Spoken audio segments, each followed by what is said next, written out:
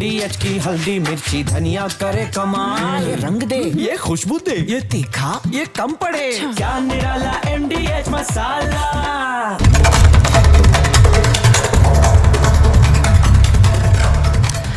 नमस्कार, आपके साथ मैं हूं सुचारिता कुकरेती। आप देख रहे हैं अपना फेवरेट शो महाभारत। और आज महाभारत में आज की सबसे बड़ी खबर, बिहार में वोटर रिवीजन की प्रक्रिया जारी रहेगी। यानी बिहार के चुनाव से पहले नई मतदाता सूची बनाने की प्रक्रिया को सुप्रीम कोर्ट ने सही करार दिया है।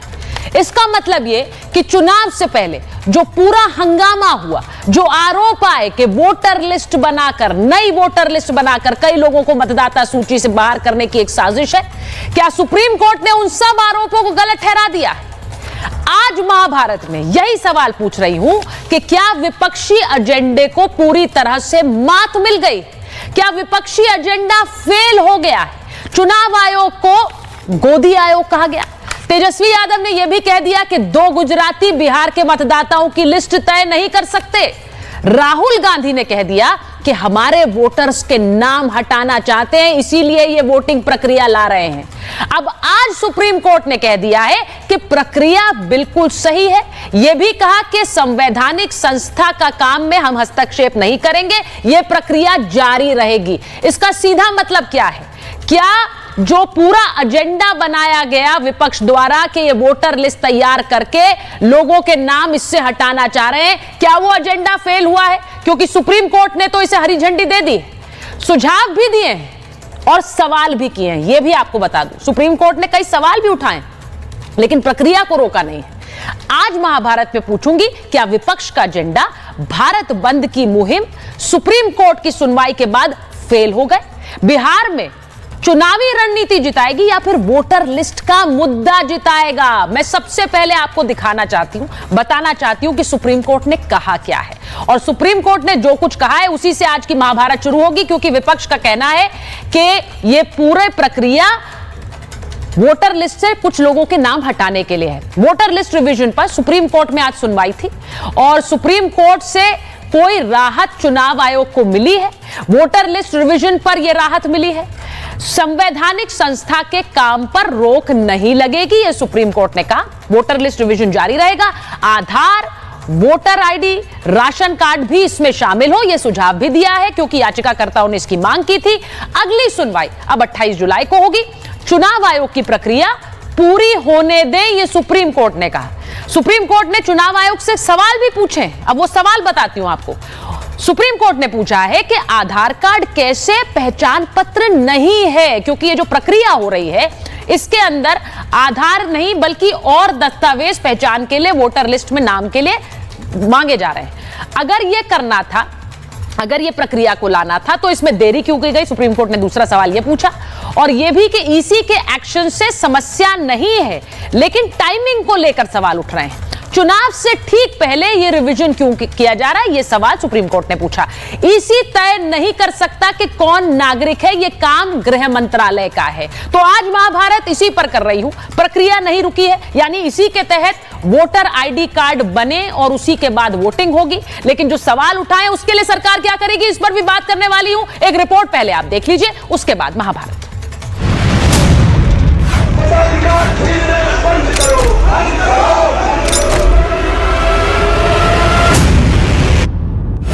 ये गुजराती लोग आपको आके बताएगा, डूबो अमित शाह मोदी जी कि बिहार में कौन वोट देगा। कल बिहार में महागठबंधन ने महाबंद का आह्वान किया।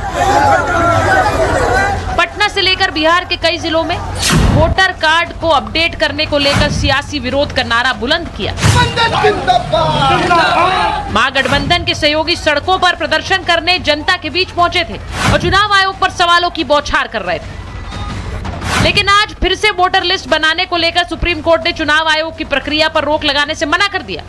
चुनाव आयोग को सुप्रीम कोर्ट से बड़ी राहत मिली है।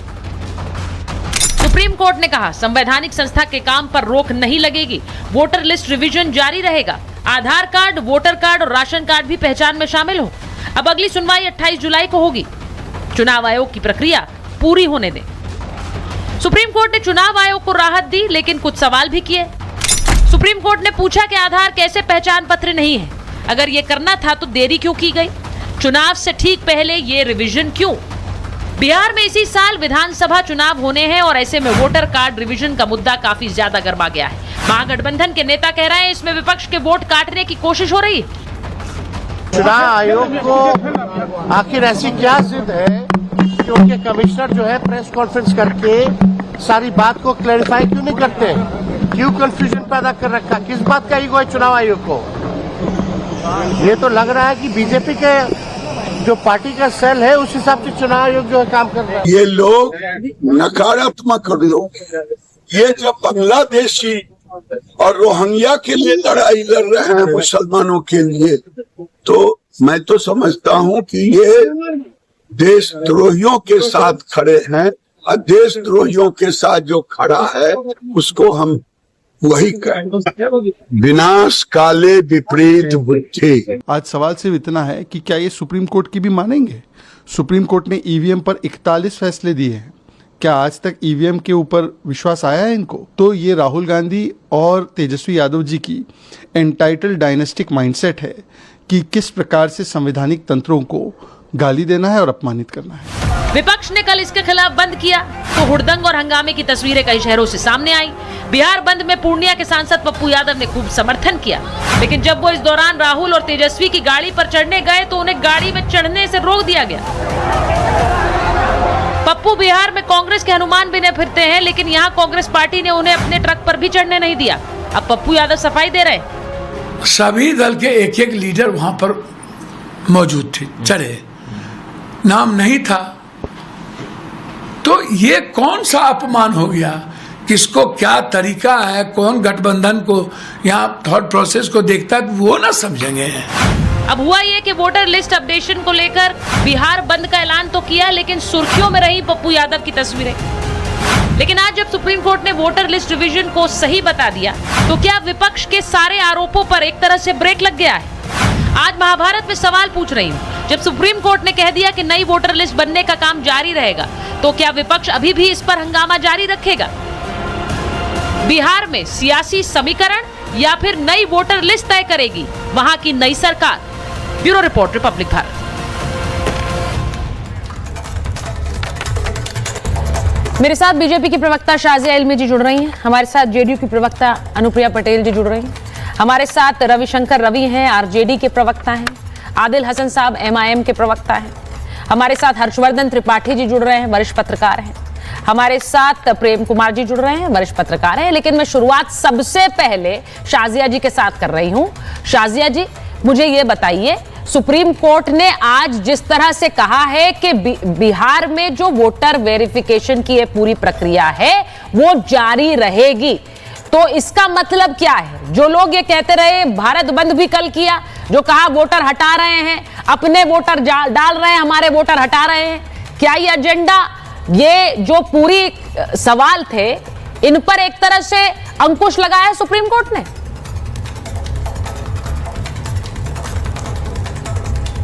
नमस्कार सुचरिता जी, आपको आदाब अर्ज़ और आपके जितने भी पैनलिस्ट इस वक्त मौजूद हैं और सारे आपके दर्शक, आपके जो बहुत ही ज़्यादा चाहने वाले जो लगातार इस प्रोग्राम को देखते हैं। बहुत ही ज़रूरी ये बहस है।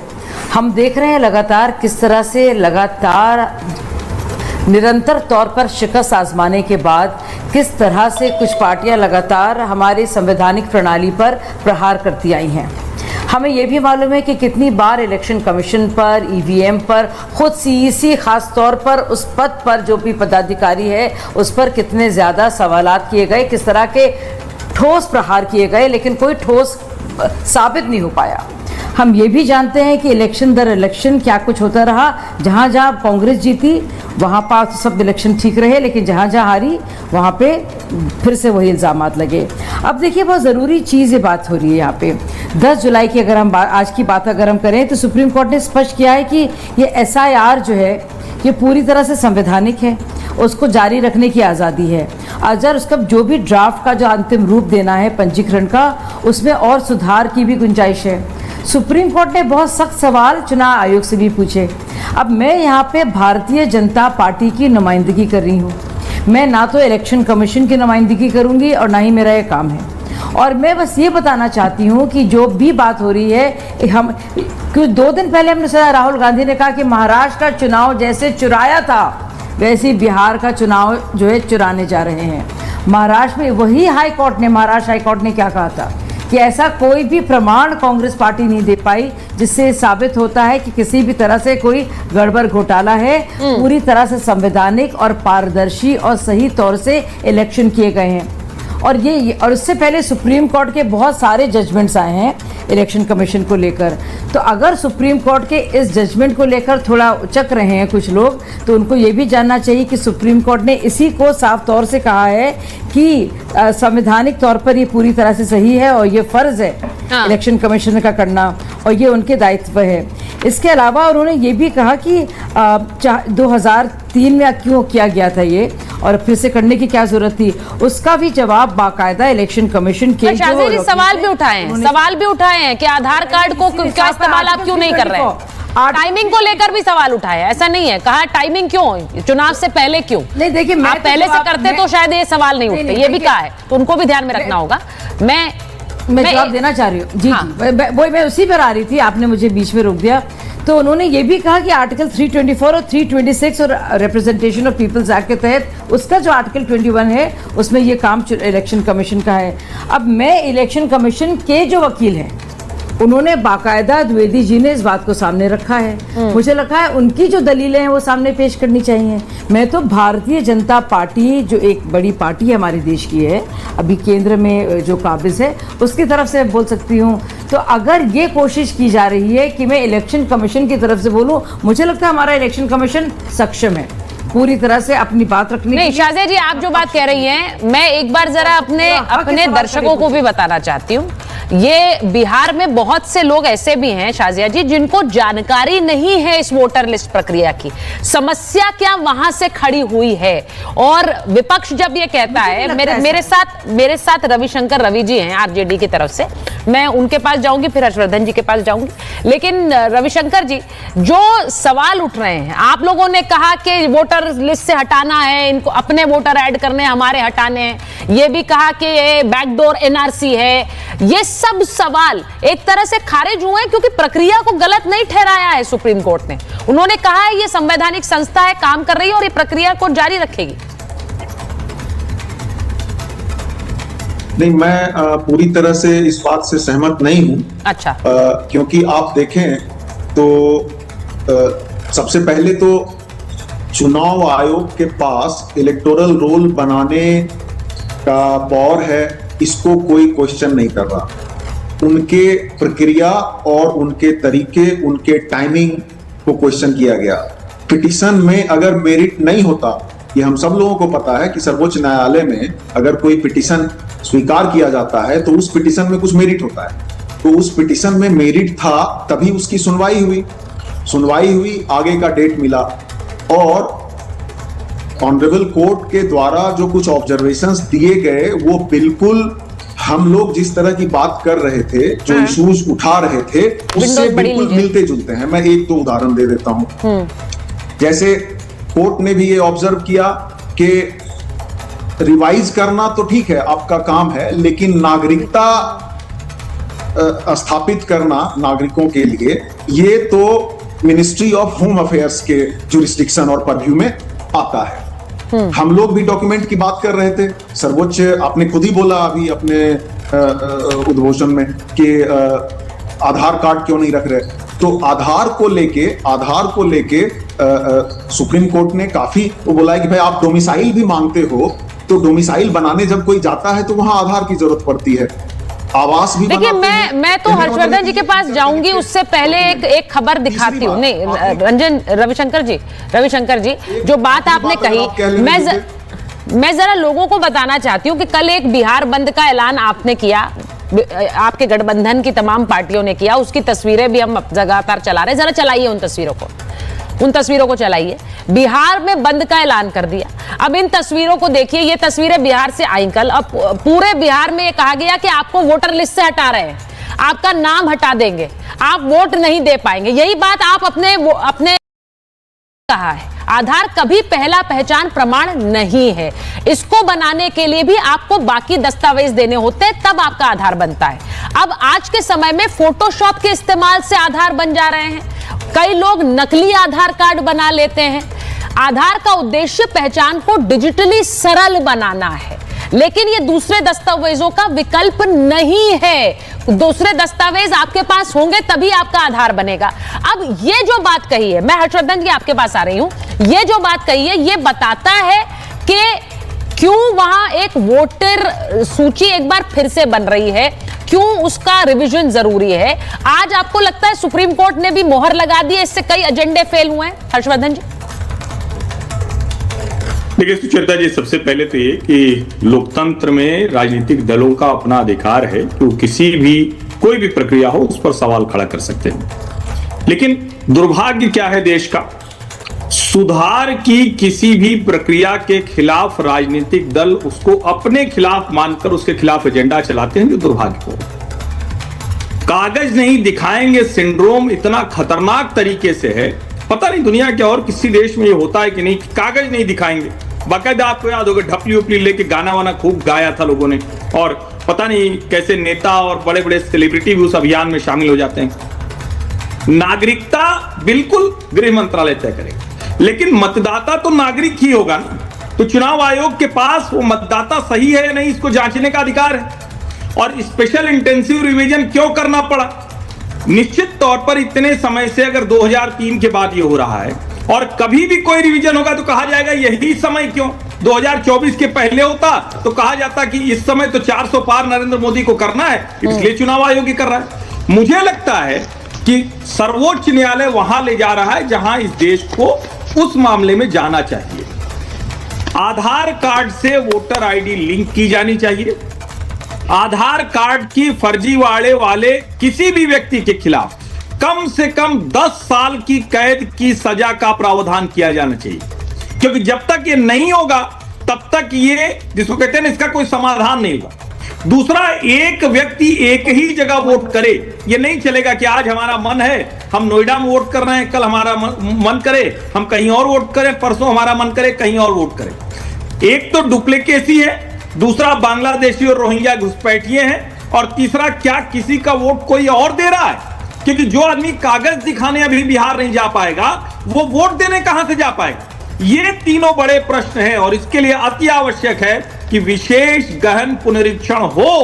और मेरा ही मानना है कि जो सर्वोच्च न्यायालय ने कहा है वो उसी दिशा में जा रहे हैं। चुनाव आयोग को एक बात मैं कहूंगा, जो आधार कार्ड को नहीं मान रहे हैं, आधार फर्जी बना है इसमें किसी को संदेह नहीं, लेकिन फर्जी भी बना है तो आधार को चेक करने का तो सबसे ज्यादा आधार आपके पास है ना, क्योंकि बायोमेट्रिक है, रेटिना है, पुतली है, सबका हिसाब किताब है। लेकिन राशन कार्ड तो फर्जी बना लेंगे तो कौन जानेगा? एसडीएम की मोहर से दूसरा प्रमाण पत्र बन गया तो कौन जानेगा? तो मेरा ये मानना है कि बिल्कुल आधार कार्ड होना चाहिए, और जो फर्जीवाड़ा करे 10 साल कम से कम जेल का प्रावधान किसी भी फर्जी कागज को बनाने पर होना चाहिए। आपने जो बात कही है फर्जी, अब मैं आज इस पूरी खबर में सुप्रीम कोर्ट का भी एंगल आ गया। चुनाव आयोग तो ये प्रक्रिया को करा ही रहा है, अब पॉलिटिकल एंगल भी इसमें जुड़ गए हैं। इस सब के बाद हर कोई अपने लिए खबर ढूंढ रहा है। आरजेडी जो रविशंकर जी बैठे हैं यहाँ, वो अपनी तरफ से इसे इंटरप्रेट कर रहे हैं। एक और जोड़ लीजिए, जी एक लाइन जी जोड़िए, एक लाइन और जोड़ लीजिए। मैं बड़ा आश्चर्यचकित हूं, हर कोई आके कह रहा है बड़ा विद्वान बन के कि अरे चुनाव आयोग को नागरिकता देखने का अधिकार नहीं। क्यों भाई इतना डरे काहे हो? किसको बचाना है? मतलब किसको बचाना है? भारत के नागरिक के लिए टीवी चैनलों पर आ रहे हैं, बड़े बड़े राजनीतिक दल आ रहे हैं, या किसी और के लिए आ रहे हैं? बड़ी बात है, बड़ी बात है। अब हर्षवर्धन जी ने जो सवाल उठाया है, किसको बचा रहे हैं आप? ये हंगामा क्यों खड़ा कर रहे हैं? आदिल साहब जरा बताइए क्यों हंगामा खड़ा कर रहे हैं? जिसके पास प्रमाण पत्र होगा वही अपना आधार बना सकता है, तो वो प्रमाण पत्र दिखाने में दिक्कत क्या है? आप क्यों लोगों को कह रहे हैं कि ये वोटर लिस्ट से नाम हट जाएगा, ये बैकडोर एनआरसी है? आज तो सुप्रीम कोर्ट ने कह दिया प्रक्रिया सही है। मैम, सुप्रीम कोर्ट का मैं मेरे स्टेट के प्रेसिडेंट अख्तरुल ईमान साहब बिहार अध्यक्ष, एमएलए अमोर पिटिशनर थे। सुप्रीम कोर्ट ने ऐसा कुछ नहीं कहा कि ये प्रक्रिया सही है। सुप्रीम कोर्ट ने कहा कि ठीक है हम अगली सुनवाई करेंगे, लेकिन आधार को, पैन को भी आप कंसीडर कीजिए, क्योंकि 11 डॉक्यूमेंट्स में जो 5 डॉक्यूमेंट्स है जिसमें डेट ऑफ बर्थ का कोई मामला नहीं है, उसमें डेट ऑफ बर्थ दिखता नहीं है। नहीं तो प्रक्रिया को गलत बताया क्या? मैम बोलने दीजिए, फिर यही बीच में मत टोकिए। नहीं मैं आपसे पूछ बोलने रही दीजिए, हूँ। जिस तरीके से हर्षवर्धन को त्रिपाठी को बोलने दिए, मुझे भी बोलने दीजिए। अरे आपको भी बोलने दूंगी सर, खबर पूरी बताइए ना, प्रक्रिया को गलत बताया क्या? फिर बीच में बोल रही है, फिर मैं पिटिशनर हूँ और आप मुझे बीच में टोक रही है। प्रक्रिया को सही बताया, गलत बताया? मैम सुनिए, इलेक्शन कमीशन को पूरा अधिकार है जांच करने का। हमने एसआईआर का विरोध नहीं किया, हमने टाइमिंग का विरोध किया। अप्रैल में इलेक्शन कमीशन ने मीटिंग पूरे देश के पॉलिटिकल पार्टी से किया था, उसमें एसआईआर का जिक्र नहीं था। जून तक इलेक्शन कमीशन ने वोटर लिस्ट में, बिहार में एक डेहरी ऑनसोन विधानसभा, उसमें जून तक इन्होंने वोटर लिस्ट जोड़ा। मेरा ये सवाल है, किस डीएम, किस होम सेक्रेटरी, किस एसपी के रिपोर्ट पर आपने कह दिया कि इलीगल माइग्रेंट्स है? और ऑल पार्टी मीटिंग आपने क्यों नहीं बुलाई? बिहार में सिर्फ 2% लोग के पास पासपोर्ट है, 3.7% लोग के पास बर्थ सर्टिफिकेट था 2003 में। अभी जो नेशनल एवरेज 62 है, बिहार में सिर्फ 16.7% जो बर्थ सर्टिफिकेट है। सीमांचल बाढ़ प्रभावित इलाका है, गांव का गांव कट जाता है। तो आप ये कह रहे हैं आदिल साहब, आप ये कह रहे हैं कि लोगों के पास राशन कार्ड नहीं है, लोगों के पास उनका जन्म प्रमाण पत्र नहीं है, लेकिन उनके पास आधार है, आप ये कह रहे हैं? आधार क्योंकि ये आधार इसलिए है क्योंकि नरेंद्र मोदी की सरकार जो है, हाँ। सुबह शाम आधार चालीसा पढ़ती थी, इसलिए लोगों ने, ज्यादातर लोगों ने। पर आधार किस बिना पे बन गए फिर? आधार के लिए भी तो यही डॉक्यूमेंट्स चाहिए आदिल साहब। मैम सुनिए ना, मैम सुनिए, इतना आधार के लिए यही डॉक्यूमेंट्स चाहिए, तो जो आधार बने हैं उनके पास डॉक्यूमेंट्स भी होंगे ये वाले। दिक्कत आपके साथ, दिक्कत है कि आप सुनना नहीं, दिक्कत आपके साथ है, दिक्कत आपके साथ है। जिस सवाल का जवाब नहीं देना चाहते उसमें आप घुमा रहे हैं।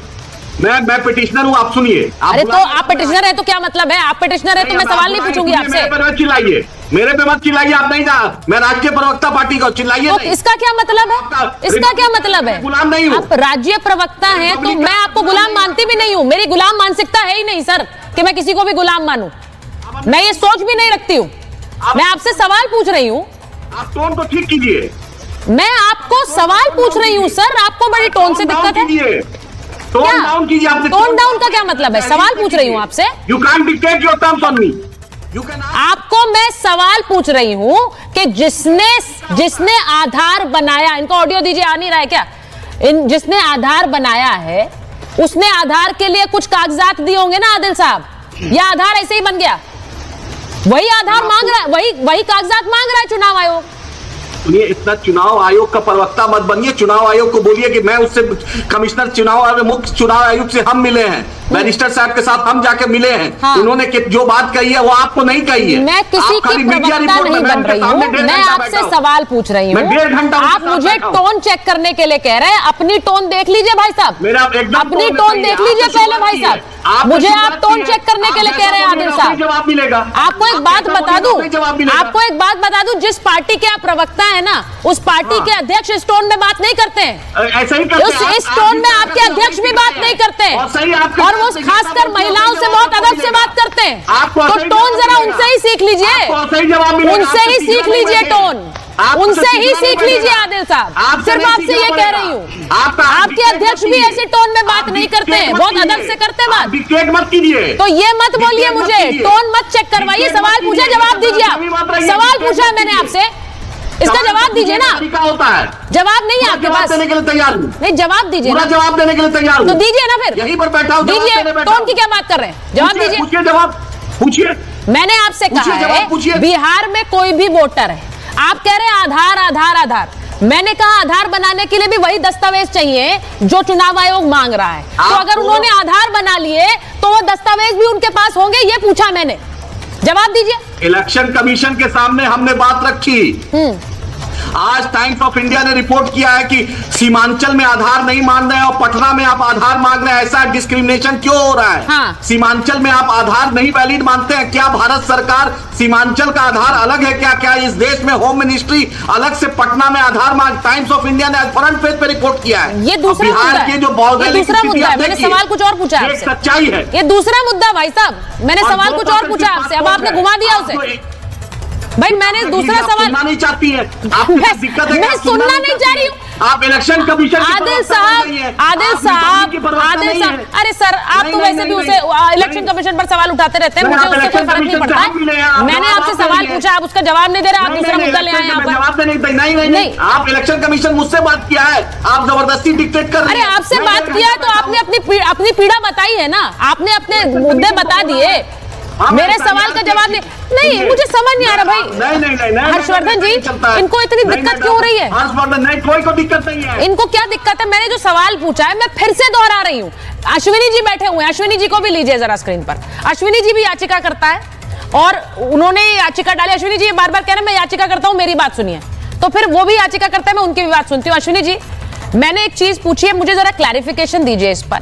बिहार का एक व्यक्ति है, उसे अपना वोटर लिस्ट में नाम ऐड करना है, आधार, क्योंकि UIDAI भी कह रहा है कि आधार बहुत सारे फेक बनते हैं, आधार फोटोशॉप भी हो सकते हैं, तो उन्होंने कहा कि जो बाकी कागजात हैं जिनको आधार बनाने के लिए आप इस्तेमाल करते हैं वो दिखाइए। तो इसमें मुझे नहीं लगता कोई गलत है, अगर किसी के पास आधार है तो बाकी भी होंगे। अश्विनी जी देखिए, पहली बात तो election commission is the master of election. हाँ, जैसे सुप्रीम कोर्ट न्याय के क्षेत्र में सर्वोच्च है, वैसे इलेक्शन के मामले में इलेक्शन कमीशन सर्वोच्च है। इसको सुप्रीम कोर्ट कई बार कह चुका है। आज टोटल 11 याचिकाओं पर सुनवाई हुई, जिसमें 10 याचिका इलेक्शन कमीशन के इस निर्णय के खिलाफ थी। एक मेरी याचिका है जिसमें मैंने कहा है कि ये जो स्पेशल ड्राइव चल रही है केवल बिहार में नहीं होनी चाहिए बल्कि पूरे भारत में होनी चाहिए। मैंने आंकड़े भी दिए हैं कि भारत में लगभग 5 करोड़ पाकिस्तानी, अफगानिस्तानी, रोहिंग्या, बांग्लादेशी रह रहे हैं। अब इनको क्या है, ये जो लोग चाहते क्या है, ये चाहते हैं कि जो कटिहार में, जो किशनगंज में, जो अररिया में, जो पूर्णिया में जो रोहिंग्या बांग्लादेशी रह रहे हैं, जिन्होंने आधार बनवा लिया है फर्जी, उस फर्जी आधार के दम पे वो वोटर बन जाए। मेन इनका इशू ये है। ये सारी भागा दौड़ इसीलिए हो रही है, अदरवाइज बिहार के 4 करोड़ लोग अपना कागज दिखाने अपना जमा कर चुके हैं। मतलब 60% के आसपास लोगों ने अपना, जो इलेक्शन कमीशन ने 11 डॉक्यूमेंट दिए थे, वो जमा कर दिया। एक बात मैं बताऊं, जब 2003 में स्पेशल ये ड्राइव हुई थी, उस समय इलेक्शन कमीशन 3 कागज मांग रहा था, ठीक है, और उस समय लोग 3 कागज दिखाए। आज इलेक्शन कमीशन 11 कागज कह रहा है, 11 में से कोई एक कागज दे दो, तो भी कह रहे नहीं दिखाऊंगा, मैं केवल आधार दिखाऊंगा, केवल आधार दिखाऊंगा। क्यों आधार इसलिए दिखाएंगे? क्योंकि इन्होंने फर्जी अपना डॉक्यूमेंट बनवा लिया और नतीजा ये हुआ कि किशनगंज में हजारों की संख्या में बनवा दिया। मैंने अपने PIL में बाकायदा आंकड़ों के साथ कहा है कि बिहार की प्रत्येक विधानसभा में 8 से 10 हजार रोहिंग्या बांग्लादेशी घुसपैठियों का नाम जोड़ा जा चुका है। अगर इनको नहीं निकाला गया तो फ्री एंड फेयर इलेक्शन नहीं हो सकता। Free and fair election fundamental right है, ये कॉन्स्टिट्यूशन कहता है। एक भी योग्य व्यक्ति छूटे ना और एक भी अयोग्य व्यक्ति जुड़े ना। पर अश्विनी जी, आज कोर्ट ने यह भी कहा कि आप आधार कार्ड को क्यों नहीं मान रहे हैं।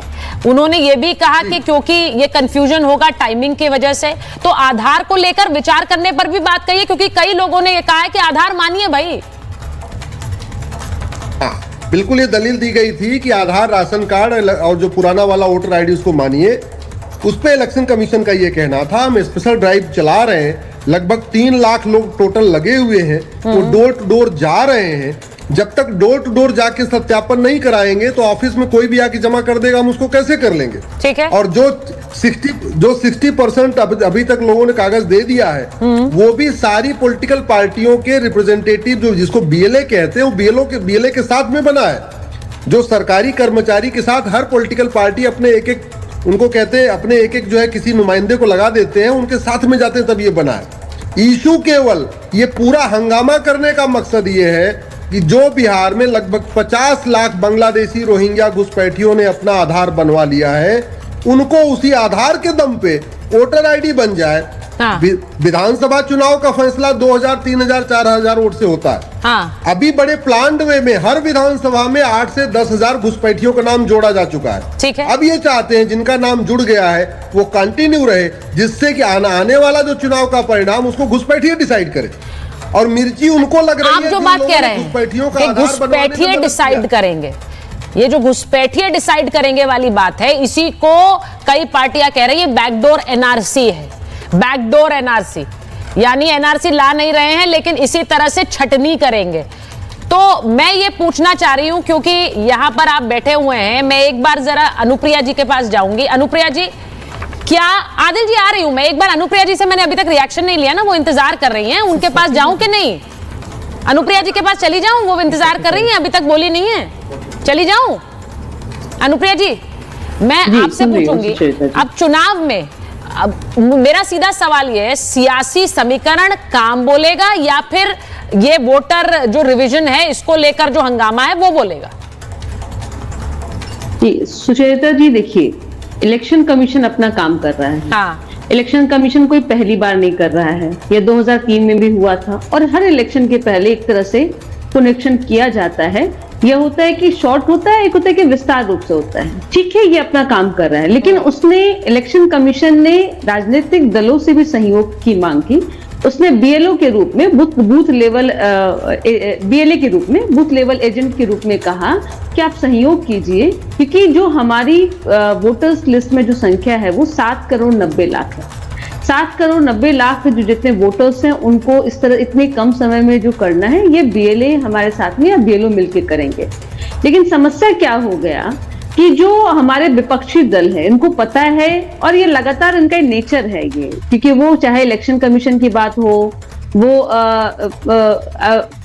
वोटर लिस्ट की बात करेंगे, अलग अलग तरफ का आरोप लगाएंगे, कभी कहेंगे लोकतंत्र खतरे में है, कभी ईवीएम की बात करेंगे। तो ये इनको पता है कि ये इलेक्शन लूज करने जा रहे हैं और इनका एक एजेंडा बन गया है कि सरकारी तंत्रों पे सवाल उठाओ और अपने आप को विक्टिम बताओ। कल का जो दृश्य आपने बिहार में देखा, या इन्होंने क्या भ्रामक स्थिति पैदा कर दी बिहार में कि भाई आपको वोट देने नहीं दिया जाएगा, ये इलेक्शन, ये मुझे बताएं। और एक बात और इन लोग कहते हैं कि जो वोटर्स हैं नहीं, पर अनुप्रिया जी आम जो लोग हैं, मैं एक चीज कहना चाह रही हूँ, मेरे यहाँ मेरे दफ्तर में भी बहुत से लोग हैं जो बिहार से हैं, और एक आम जो एक सोच है या धारणा बन गई वो ये कि अगर आप कि कहीं हमारा नाम वोटर लिस्ट से कट तो नहीं जाएगा, थोड़ा कंफ्यूजन भी है उसे लेकर, तो उसको क्लियर करने की जिम्मेदारी भी तो सरकार की है। उसको कैसे जानकारी दी जाए, लोगों के बीच एक कंफ्यूजन अगर है तो उसका दारोमदार आप पर है।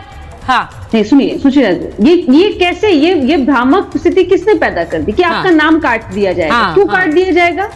कोई व्यक्ति मृत हो जाता है तब उसका नाम कटता है। किसी व्यक्ति की शादी होती है तो उसका स्थान बदला जाता है। कोई व्यक्ति लंबे वर्षों से यहाँ नहीं है, जिसने राज्य को छोड़ के चला गया, वो दूसरे राज्य में कार्य कर रहा है, परिवार के द्वारा शिफ्ट हो गया, उसका नाम कटेगा। तो इस तरह की बातें कर पाना, यह विपक्ष कैसे तय कर सकता है कि यह वोटर उनका है? और जो भी भाई जो बिहार के हैं, जो किसी भी राज्य में रह रहे हैं या बिहार में ही रह रहे हैं, जिनको यह पता है कि इलेक्शन कमीशन ने कहा है कि आप पेपर के द्वारा भी और ऑनलाइन भी आप फॉर्म अप्लाई कर सकते हैं, पहली बात। दूसरे, इलेक्शन कमीशन ने यह भी कहा कि अगर आपको डॉक्यूमेंट की बात है तो फॉर्म जब फिलअप करें तब डॉक्यूमेंट देने की जरूरत नहीं है, जब वेरिफिकेशन होगा तब। दूसरा, नहीं, पर दिक्कत अनुप्रिया जी बहुत सारी है ना। आदिल जी कभी जो अब वो बार बार बोलना चाह रहे हैं, हाथ खड़ा कर रहे हैं। आदिल जी अब बताइए क्या समस्या है, सवाल कौन से है, बताइए जरा। आदिल जी सवाल बताइए अपना।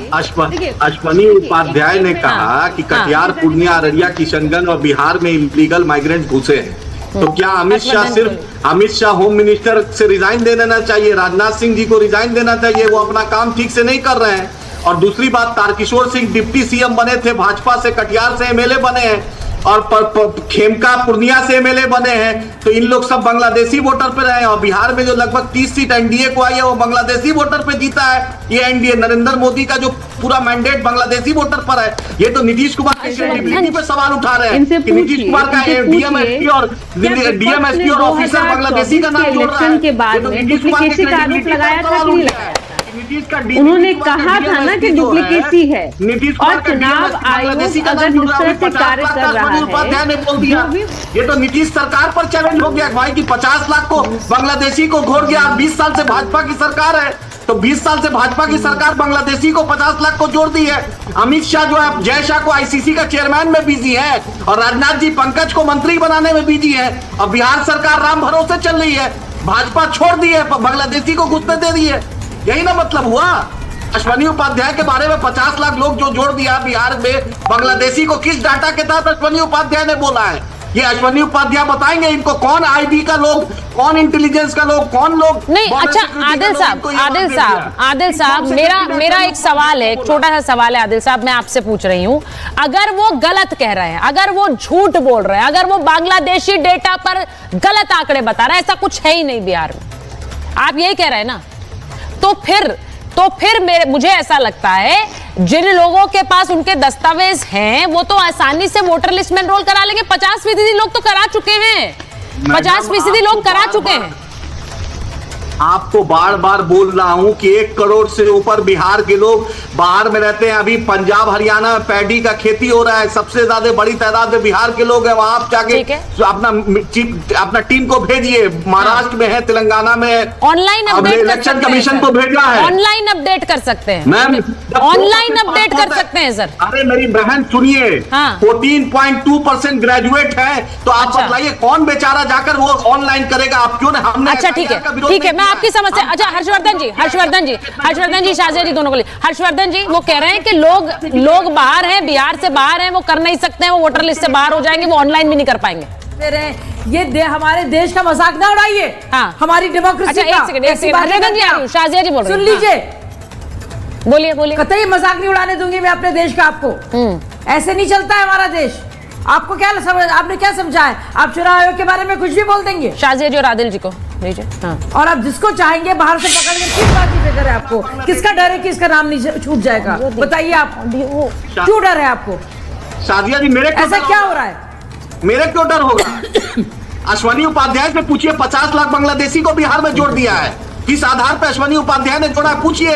होम मिनिस्ट्री पे सवाल कर रहा है, बिहार में भाजपा सरकार पे सवाल कर रहा है, नीतीश कुमार पे अश्वनी उपाध्याय ने सवाल कर दिया, बिहार के डीएम, एसपी और होम सेक्रेटरी पर अश्वनी उपाध्याय ने सवाल कर दिया कि किस आधार पर 50 लाख बांग्लादेशी है। अश्वनी उपाध्याय को कौन इंटेलिजेंस का ऑफिसर रिपोर्ट किया है? पूछिए। अरे तो मैं वही तो कह रही हूँ, आप मेरी बात नहीं सुन रहे हैं। आदिल साहब मैं आपसे सहमत हूँ, चलिए मैं आपकी बात मान रही हूँ, मैं तो आपकी बात मान रही हूँ। आप कह रहे हैं कि कोई नहीं है, रोहिंग्या नहीं है, बांग्लादेशी नहीं है, आपकी बात मैं मान रही हूँ। हम तो चाहते हैं आप कीजिए, मैं तो आपकी बात मान रही हूँ सर। आप देखिए, फिर आप देखिए, फिर मैं बोलूँ आप अपना टोन चेक करिए सर, टोन चेक करिए, टाइम दीजिए उनको, टाइम दीजिए, हम टोन चेक करिए, टाइम दीजिए उसको, टाइम दीजिए। इतना हड़बड़ी क्या है? लोकसभा के बाद क्यों नहीं आपने? हर्षवर्धन जी को लीजिए। आप 1 महीना में सब कुछ क्या चाहती है? आपने जो बात बोली है वो कोर्ट ने भी कही कि टाइमिंग को लेकर सवाल है। देखिए आदिल साहब, जो बात आपकी सही, अनम्यूट करिए हर्षवर्धन जी। अब उन्होंने ये कहा है कि बांग्लादेशियों को लेकर गलत डेटा बता रहे हैं, ऐसा कुछ नहीं है, पर उन्होंने ये भी कहा है कि भाई ऑनलाइन भी नहीं कर सकते हैं क्योंकि जो लोग बिहार के बाहर हैं उनको ऑनलाइन प्रक्रिया नहीं आती है, तो वो कैसे करेंगे? वोटर लिस्ट से बाहर हो जाएंगे। हर्षवर्धन जी अनम्यूट करिए सर अनम्यूट करिए। अरे भाई इनको बिहार कब आए? आदिल मियां क्या जानते हैं? आदिल मियां बिहार के लोगों को बड़ा अंडर एस्टिमेट कर रहे हैं। दुनिया जीत के बिहार के लोग बैठे हुए और उनको ये कह रहे हैं कि उनको ऑनलाइन अपडेट करना नहीं आता है, बड़ा विचित्र बात कर रहे हैं। लेकिन मूल बात क्या है? अश्विनी उपाध्याय जी ने कतई अगर कटिहार, पूर्णिया ऐसे जिलों का नाम न लिया होता जहां की जनसंख्या बदली है, जहां आधार कार्ड वहां जितने लोग हैं उससे ज्यादा है, और उसमें मुसलमान में शामिल होता तो आदिल मियां चिल्लाते नहीं। और समझिए, बहुत निवेदन करने के बाद इनके अख्तरुल ईमान जी बहुत निवेदन किया, लेकिन लालू जी और तेजस्वी ने कहा कि ना, उस पर आप क्यों आ गए? असली समस्या भाई, आप इस पर आइए ना, एसआईआर पे आइए ना। हम एसआईआर ऐसे बात नहीं हुई, एक मिनट आदिल जी उनको बोलने दीजिए। इसी के आदी हैं, ये इसी के आदी हैं, हर डिबेट में यही करते हैं। मूल बात क्या है? क्या इस देश में बांग्लादेशियों और दूसरे अवैध घुसपैठियों की समस्या नहीं है? तत्कालीन प्रधानमंत्री इंदिरा गांधी तक ने कहा था कि असम जिस तरह से बांग्लादेशी घुसपैठियों से भर रहा है वो आने वाले समय में बड़ी समस्या हो जाएगी, हमें रास्ता नहीं सूझ रहा है। क्या जो चिकन नेक है उसको काटने की बात नहीं की गई थी? क्या पूर्वी दिल्ली में जब दंगे हुए थे तो उसके पीछे वही सारे लोग, वही सारी वजहें नहीं थी? और इस देश में बड़ा दुर्भाग्य है कि यहाँ के राजनीतिक दल, यहाँ के नेता लोग पता नहीं क्यों जब किसी की पहचान होने की बात आती है तो उस पर सवाल खड़ा करते हैं। और जरा बताइए ना, नागरिकता पहचान करने का अधिकार नहीं, ये क्यों बोल रहे हैं? देश के नागरिक की पहचान तो होनी चाहिए ना। चिल्ला रहे हैं कि पिछले दरवाजे से एनआरसी और एनपीआर है, भाई अगले दरवाजे से करने की मांग कीजिए ना। अगर आप इस देश के राजनीतिक दल हैं तो इसमें क्यों पीछे पीछे आ रहे हो? आगे आओ, कहो कि हाँ देश के हर नागरिक की पहचान होनी चाहिए, बांग्लादेशी, रोहिंग्या, कोई भी और घुसपैठिया उसको निकाल के बाहर करेंगे। लेकिन आपको उपाध्याय जी ने एक बात कह दी तो आपको उनके ऊपर सवाल खड़ा करना है। सवाल तो ये है ना कि एजेंसी जांच करेगी ना, आपको भी तो कुछ पता नहीं होता है ना। ये तो एक आरोप लगता है और बार बार लोग अब तो अलग अलग जिलों से डिपोर्ट किए जा रहे हैं। सरकार में पहचान जरूरी है, मतदाता की भी और देश के नागरिक की। देखिए जो बात आपने कही है, मैं एक बार रविशंकर रवि के पास जा रही हूँ। आदिल साहब आ रही हूँ आपके पास। आप आरजेडी से ज्यादा विपक्ष की भूमिका निभा रहे हैं, कम से कम इस डिबेट में कर रहे हैं आप ऐसा।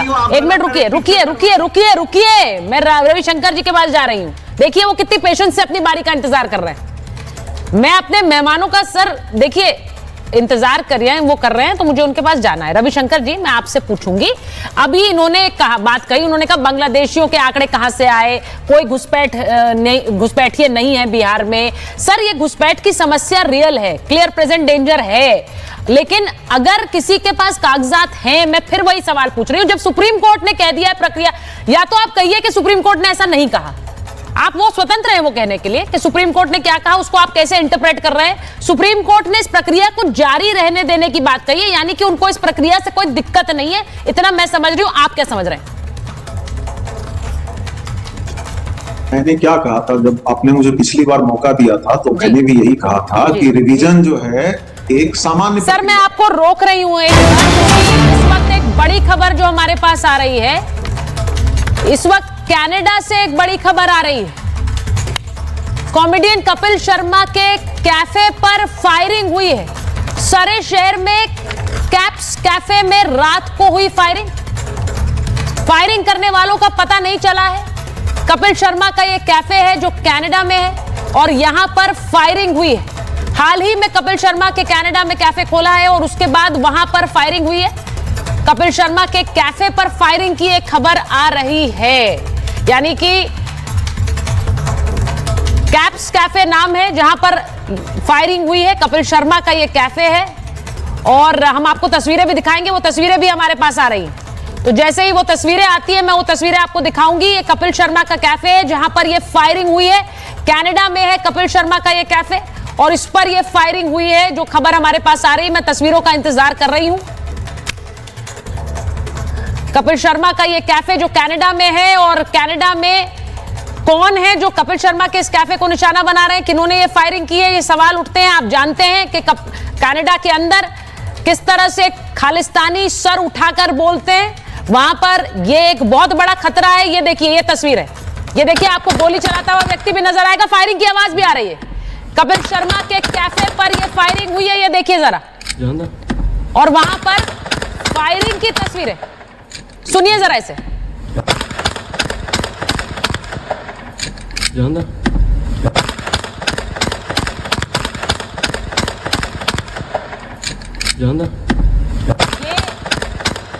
कनाडा में कपिल शर्मा का कैफे है जहां पर यह फायरिंग हुई है।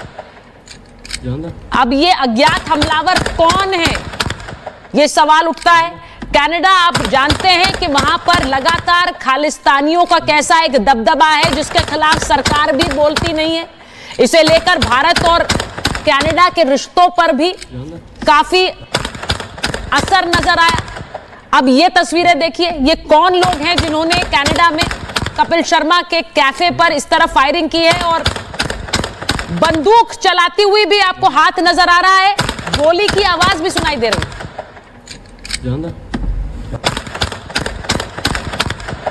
ये देखिए,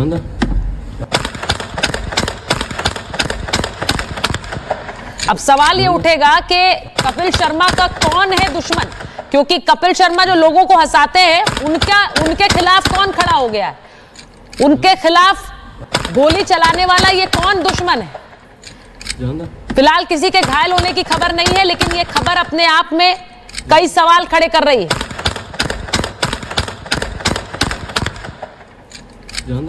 ये देख लीजिए तस्वीरें, शहर में कपिल शर्मा के कैफे पर यह फायरिंग हुई है।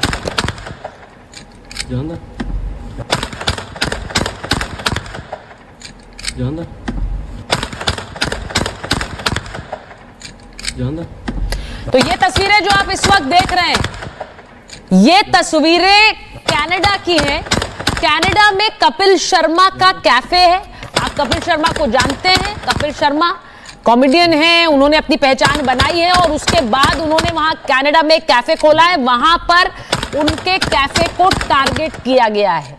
ये तस्वीरें वहीं से आ रही हैं और ये वीडियो क्या एक डर पैदा करने के लिए भी सामने आया है, क्योंकि इस वीडियो को देखकर ऐसा लगता है कि जो इस गोली चलाने वाले के साथ है उसने जानबूझकर वीडियो बनाया और इस वीडियो को जारी किया होगा, क्योंकि बहुत प्रॉक्सिमिटी में, यानी बिल्कुल करीब गोली चलाने वाले के खड़ा हुआ है कोई व्यक्ति जो इस वीडियो को बना रहा है। गोली की आवाज सुनिए, गोली की आवाज कितनी जोर से गूंज रही है और वहां ये कैफे पर निशाना बनाया गया, कैफे पर गोलियां बरसाई गई। कौन है जो कपिल शर्मा को निशाना बनाना चाहता है, जो कपिल शर्मा का दुश्मन है? मैंने फिर कहा कि खालिस्तानियों का एक दबदबा जिसके खिलाफ लगातार आवाज भारत में उठती रही है, वहां पर किसने ये गोलीबारी की है, इसे लेकर बहुत सारे सवाल उठ रहे हैं।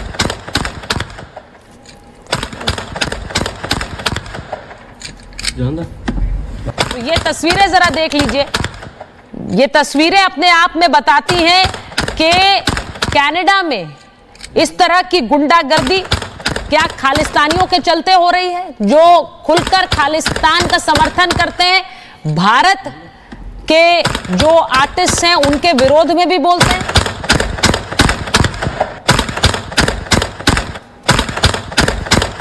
कनाडा में कपिल शर्मा के कैफे पर फायरिंग की ये तस्वीरें हैं जो हमारे दर्शक अभी देख रहे हैं।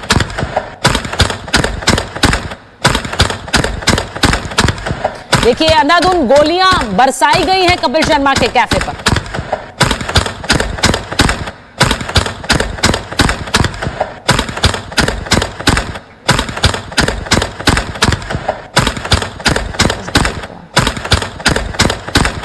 डिबेट पे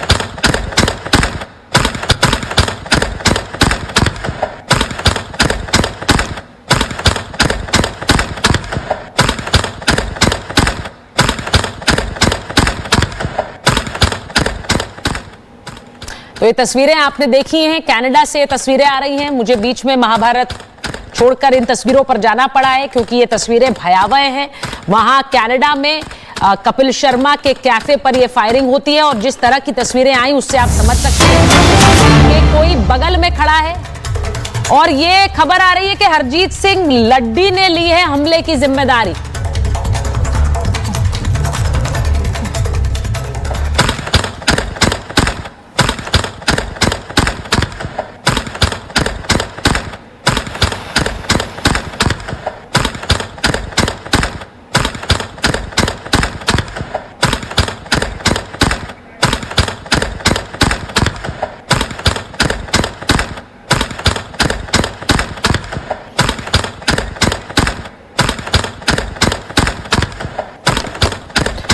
तो जो खबर आ रही है, हरजीत सिंह लड्डी जो कि बब्बर खालसा से जुड़ा हुआ बताया जा रहा आतंकी है, बब्बर खालसा से जुड़े आतंकी ने कपिल शर्मा के कैफे पर फायरिंग की जिम्मेदारी ली है।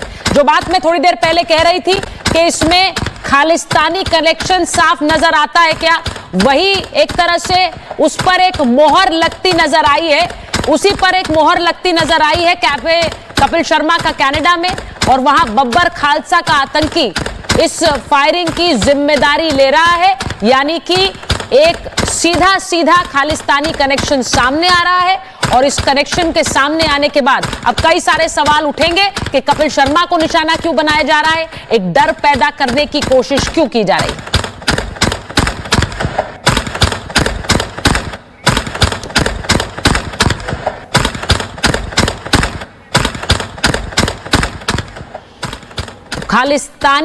खालिस्तानी आतंकी का नाम अब सामने आ रहा है कपिल शर्मा के कैफे पर हमले को लेकर।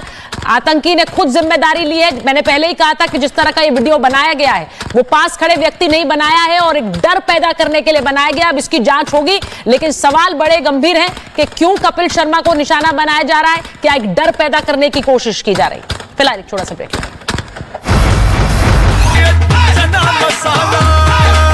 अब छोलिया हो या लोबिया, सफेद चने या काले चने, सब कुछ मजेदार बने।